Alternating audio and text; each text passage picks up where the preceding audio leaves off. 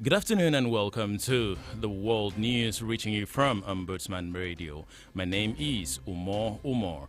On the world scene today, Israel, Hamas rejects bid before ICC to arrest leaders for war crimes. And also, in another story, South Africa top court bars ex-President Zuma from contesting for parliament.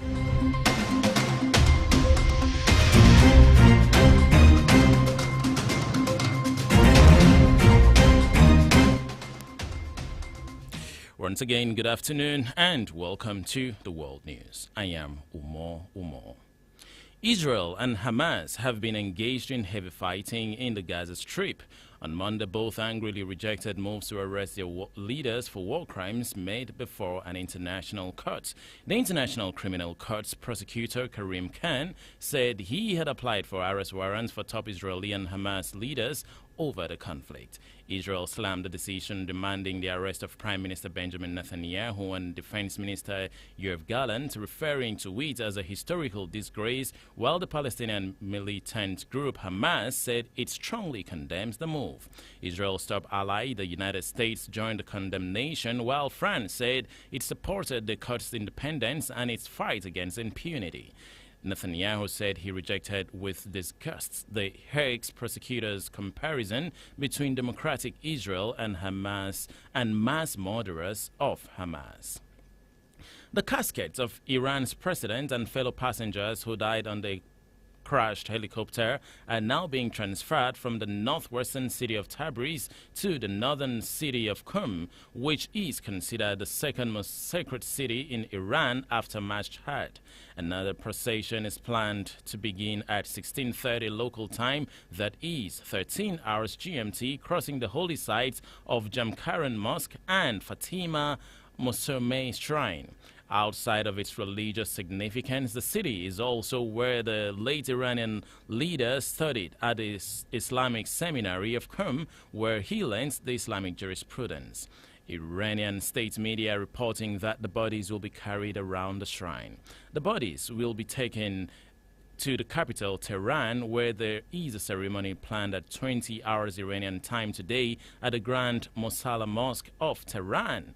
As we mentioned earlier, the Supreme Leader is expected to lead congregational prayers for Raisi in the capital tomorrow, while the burial will be held in the northeastern city of Mashhad in the shrine of 8 Shia Imam on Tuesday. In a developing story, one person has died on board a Singapore Airlines flight en route Singapore from London after it encountered severe turbulence on Tuesday. The plane diverted to Bangkok, according to the post on Singapore Airlines Facebook page. According to the update, a number of people have been injured. This is the World News reaching you from the stables of Ombudsman Radio. We will be right back after this short timeout.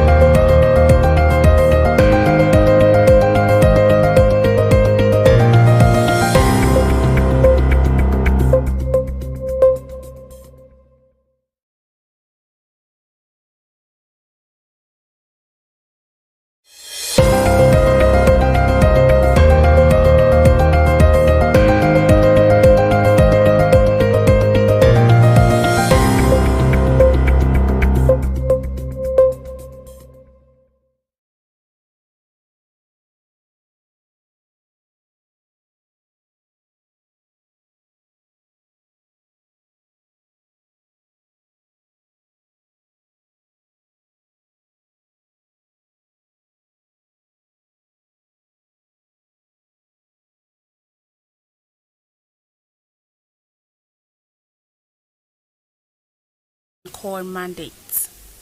Mandates to investigate and conduct researches in ministries, departments and agencies, companies and officials of these bodies. The Commission is mandated to have access to all information. It also has the mandate to make public its reports. The Commission is mandated to interpret policy and advise government and companies.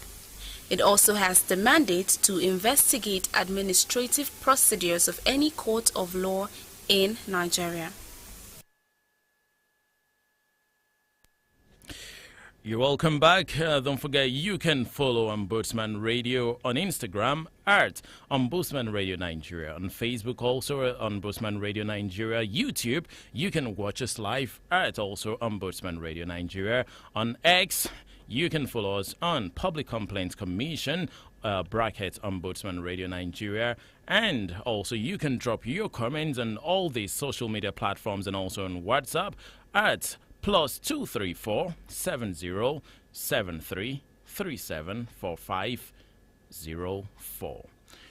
Welcome back as the news bulletin continues.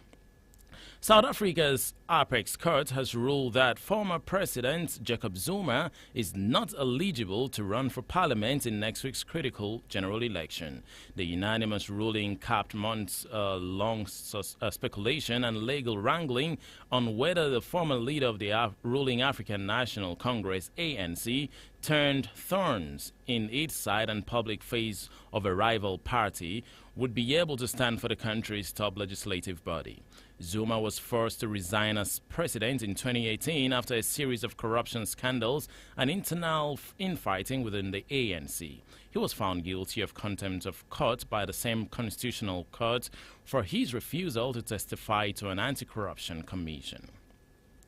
Taiwan President Lai Ching-te yesterday during his inauguration speech asked China to stop its military and political threats, advising Beijing that peace was the only choice and that it had to respect the choice of the Taiwanese people.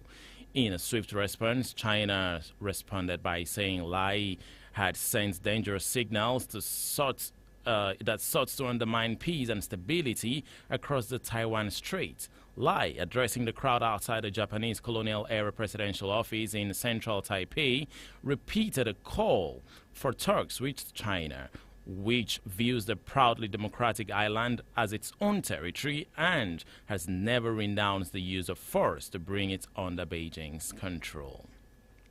And finally, South Korea has said it will ban a viral North Korean propaganda tune that extols Pyongyang's dictator Kim Jong-un as a friendly father and great leader. Seoul's media regulators say the music video, which has become a hit on TikTok since its release in April, is a violation of the country's National Security Act. On Monday, Seoul's Korea Communication Standard Commission said the song idolizes Kim Jong-un and praises and glorifies him. The Security Act blocks access to the North's government's website and media and penalizes behaviors and speeches in favor of the regime. Violations of Seoul's National Security Act can lead to up to 7 years in jail, although enforcement of the law has eased recently. There have also been calls to review the law on free speech grounds. This is the bulletin for the world news, reaching you from Ombudsman Radio. Don't forget that at exactly 1 p.m. we're going to have the shout out show by Glenn Dave, and the afternoon cruise comes to you by 2 p.m. and also the news bulletin comes up by 4 p.m. You can also download Ombudsman app from the Play Store to follow us, and also you can join us live if you're using the Zeno FM. Once you download the Zeno FM, search for Ombudsman Radio Abuja for live non-stop broadcast. Once again, my name is Umo. Thank you for listening.